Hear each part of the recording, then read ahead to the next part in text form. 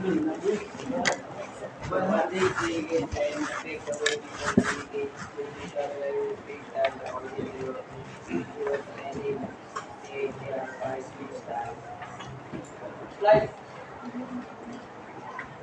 describe adverb educate is type is private which covers community, family, member or individuals. The language used in his style might not be shared public. Ang engineer Del Aro.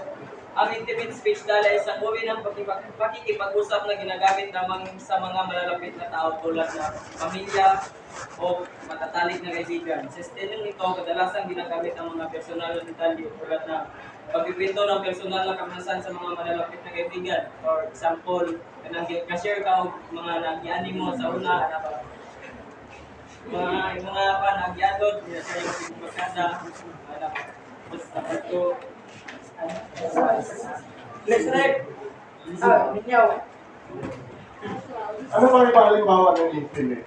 Sir, yung private jokes, mga concert, yung mga concert, ang tawag sa mga concert, mga handling. Never, kung guys, ano ba? Sample, Okay, sige daw. sample daw yan. Basing your feeling to someone you love. Kaya na sir, ang mga na kayo gusto dahil base si the big key of si right. Bali, sana siya kaya siya gusto niya. Pero mag-confess siya siya right. Siya mong isulti, dapat perfect words yun. Nakasarap. Diling isa lang ay, gusto din nga, mga dapat din yan istorya nung sa imong bati siya, Okay, di ba tinawag siya na intimate kasi tayo ay, di ba iba yung the way tayo makipag-usap sa ating pamilya kasi sa classmates mo, di ba?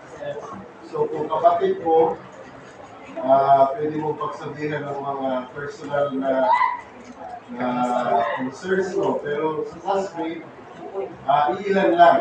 Doon lang sa mga close mo na friends. Kaya siya tinawag na yun. Sige, patuloy. President Sanyaw.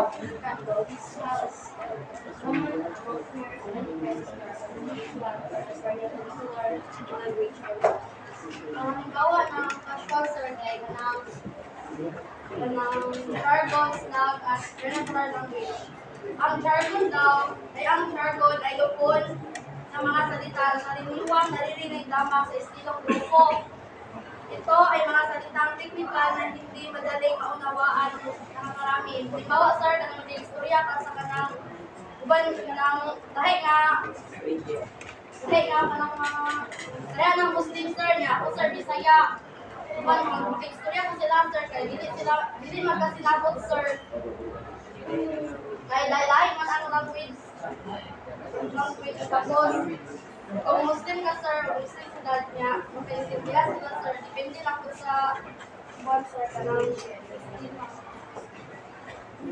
ang slang ay salitang English kung sa Tagalog ay isa itong balbal. Ang halimbawa ng balbal ay narangismo. Kung ito ay nasa grupo o sa ibang kanito, kung sa ating bansa ang parang-atismo ay ito ay isang pulis kung dito sa ating bansa. Ang vernacular language ay sa Tagalog ay natutupong wika. Ang vernacular language ay ang wikang Pilipino